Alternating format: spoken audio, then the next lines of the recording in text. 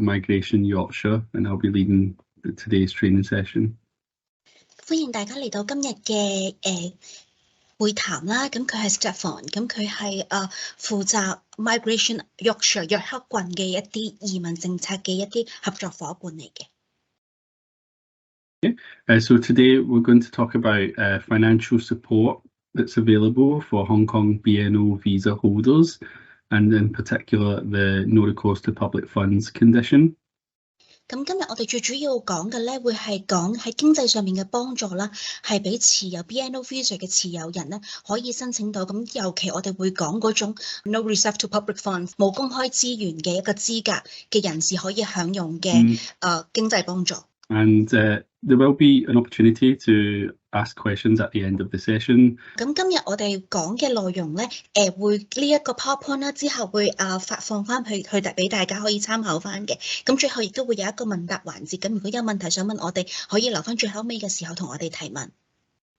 Okay, so just before we start, I'll just to mention that Migration Yorkshire, so we are the Strategic Migration Partnership. So we're an organisation that works to support migration in Yorkshire and Humber. And one of the things that we do is we coordinate the Hong Kong Welcome Programme in this region. 咁介紹翻一下我哋呢個約克郡嘅移民嘅一個組織或者一個團隊啦。咁其實佢係策略性夥伴嚟嘅。咁其實佢會提供一啲支援啦，或者啲幫助啦，去幫助一啲新移民啦，或者關於移民方向嘅問題，關於約克郡同埋 Humber 地區嘅。咁我哋亦都會有一個香港嘅歡迎香港人嘅一個我哋叫 Welcome Hong Kong Hub 啦。咁入邊會有更多關於香港人嘅內容嘅。Okay, so this is an overview of what we're going to cover today. So we'll talk about what the no recourse to public funds condition is, and what benefits are considered public funds here. 咁今日我哋嘅概覽啦，我哋會講啦，乜嘢為之 no recourse to public funds， 即係啱啱我所講嘅冇資源去用一啲公共資源嘅一啲狀況啦。And we'll look at what financial support and other support options are available for people with the NRPF condition. 咁亦都會講係有啲咩社會福利啦，我哋係會斷定為公共資源啦。咁亦都有啲乜嘢經濟上面嘅幫助或者其他幫助係可以供有 NRPF 嘅持證人可以享用到嘅。We'll talk about the destitution support that's available to Hong Kong BNO visa holders. 咁亦都會講到咧一啲喺貧困嘅情形嘅一啲 BNO visa 嘅持有人可以申請到嘅一啲幫助。And when Hong Kong BNO visa holders can apply to remove the NRPF condition from their leave. 咁同埋喺啲咩情形之下，香港 BNO 嘅持有人佢可以申請去喺自己嘅個條款入邊移除 NRPF 呢個條款。We'll also look at what support services are available. 咁最後我哋都會講到有咩其他嘅一啲幫助或者一啲支援係會可以提供到嘅。So just for starting with no recourse to public funds. So the Hong Kong BNO visa does contain NRPF condition. So I'd just say that we're abbreviating no recourse to public funds to NRPF. I hope everyone understands that. 咁關於呢個 no recourse to public funds， 我哋簡稱為 NRPF 啦。咁其實大部分人都會知道係乜嘢嚟㗎啦。咁所有基本上都攞住香港 BNO visa 嘅持有人咧，其實喺佢哋嘅簽證條件入邊咧都有呢一個條款嘅。The NRPF condition is a condition that's applied to anyone who's subject to immigration control in the UK. And what that really means here is people who haven't acquired indefinite leave to remain in most cases.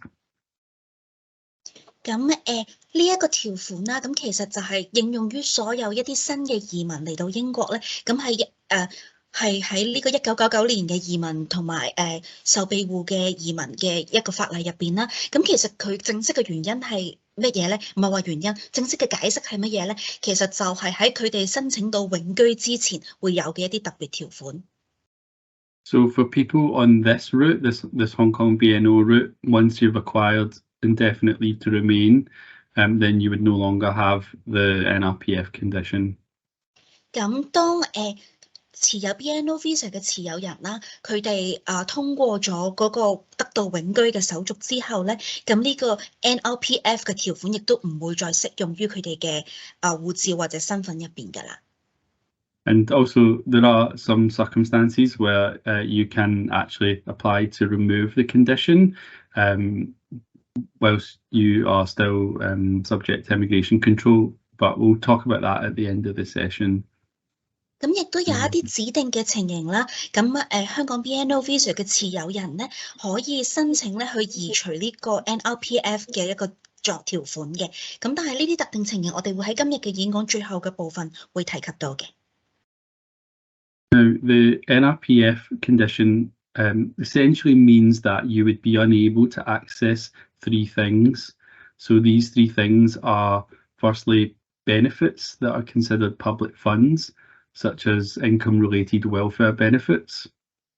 咁 NRPF 呢個狀態或者呢個條款咧，其實就代表三樣嘢係可能有呢一個條款嘅人士冇辦法可以獲得嘅。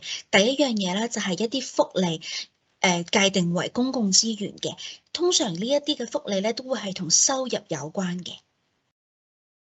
Social housing allocation from the local authority under the Housing Act 1996. 咁亦都有社區嘅房屋嘅分配啦，係根據唔同嘅市政府會安排，係個條例係Housing Act 1996。And finally, local authority homelessness assistance under the Housing Act.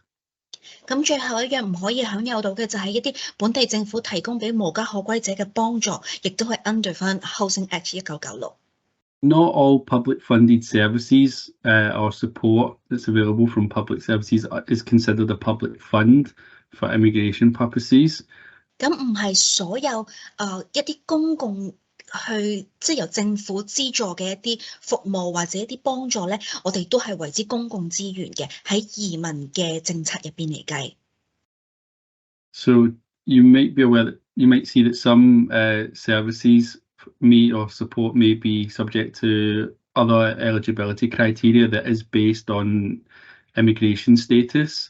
So, for example, things like accessing healthcare might be affected by your immigration status in the UK, but it's not considered a public fund.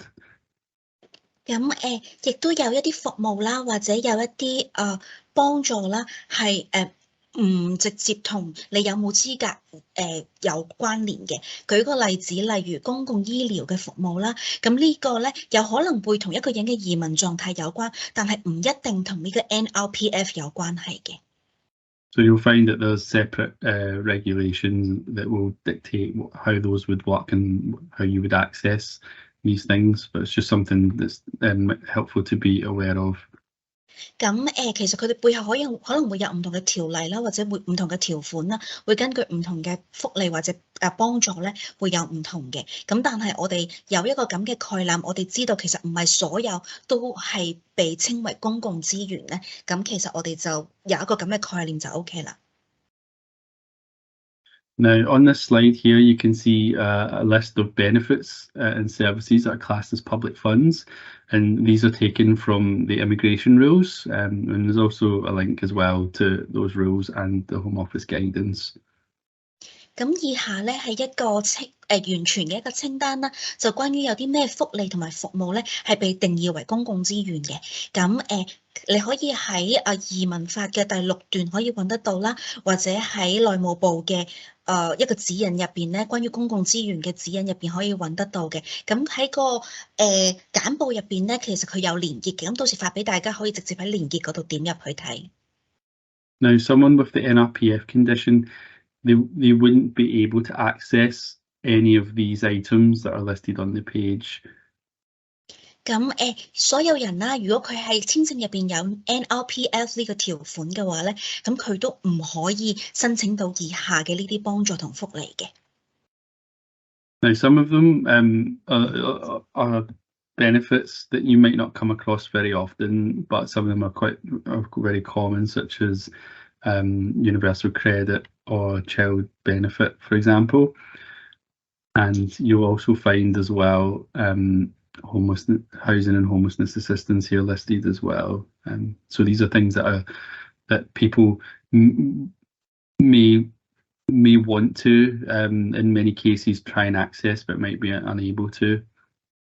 咁入邊依個清單入邊所列嘅一啲幫助或者啲福利咧，有啲其實可能我哋冇咁常會遇到，或者喺我哋嘅日常生活係唔會申請到嘅。咁但係亦都有一啲咧比較普遍嘅，例如 Universal Credit 係一個綜合嘅援助計劃啦，或者 Child Benefit 一啲兒童嘅福利金啦，或者一啲房屋上面嘅一啲幫助，例如公共房屋啦，同埋一啲無家可歸者嘅房屋安排等等。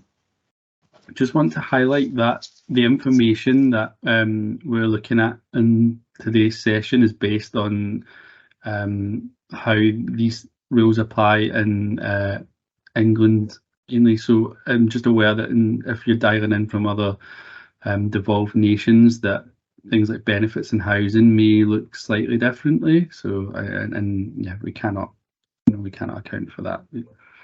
咁我哋今日開始之前啦，我哋同你哋提及一下，我哋今日所講嘅資訊咧，都係適用於英格蘭地區嘅。咁如果大家住嘅地方係威爾斯或者蘇格蘭嘅話咧，或者北愛爾蘭嘅話，咁有可能佢哋喺一啲房屋上面嘅政策或者一啲福利上面嘅政策咧，會稍為有少少唔同嘅。咁但係我哋今日會集中講喺英格蘭地區嘅房屋政策同埋一啲幫助等等。I think for most part, though, the information that we cover today should still be relevant. There may just be some small differences in some areas. 咁其實大部分咧，其實都適用嘅，即係其他地區都適用嘅，只係中間可能會有某啲申請條款或者其他啲細節可能會稍為有啲唔同。Now, the welfare benefit system, just to explain that, the reason why we have this system available is there to provide a sort of safety net of financial support to some people who need that additional help. 咁其實呢啲福利同幫助咧，其實係一個社會福利嘅一個架構，係一個安全網嘅架構。即係如果有一啲人係因為收入或者各樣嘢唔足夠應付佢哋嘅生活嘅時候，佢哋可以有一啲額外嘅幫助，可以幫到佢哋維持生活。So welfare benefits might be available to some people in certain circumstances, such as where they are unemployed, maybe they have children that they are raising that they need additional income, or they have a disability, or they are sick and unable to work. 咁其實可能會有唔同嘅情形會發生啦，例如可能失業啦，或者可能屋企有小朋友啦，或者低收入人士啦，又或者可能因為病咗或者身體上面有殘障，都可能會影響到你嘅收入而需要幫助嘅。So there's a variety of different reasons that someone might claim different benefits, and that's why we have so many different benefits, is to account for those many different reasons and circumstances which people might need additional income. 大家會因為唔同嘅原因啦，或者唔同嘅理由啦，需要到一啲額外嘅幫助，咁所以先會有一系列唔同各種各樣嘅福利去俾相應嘅人去申請嘅。And it's also worth highlighting, though, that even if someone is accessing any of these benefits, they are set at quite low rates, and it doesn't necessarily mean that someone is not going to still be in a precarious financial situation as a result. They're there to support people, but they're not necessarily always enough for to maintain certain lifestyles. And so they're, it's just be mindful of that people might be in receipt of benefits, but they might still be struggling financially. 咁但係亦都提一提啦，咁雖然會喺金錢上邊有一個幫助，咁但係有時可能個幫助係唔足以應付日常嘅生活嘅，會有一個咁嘅可能性嘅。或者如果本身我生活開係某一個消費嘅，咁有可能你得到嘅幫助咧係唔足以應付你原本嘅消費模式嘅。Now, in terms of housing, local authorities are there to provide support and access to housing and to prevent homelessness to people that are living in their area. 咁本地嘅市政府咧，亦都會提供一啲房屋上面嘅服務啦，或者一啲幫助啦，去幫助一啲可能無家可歸嘅人啦，或者一啲需要幫助去得到房屋安排嘅人。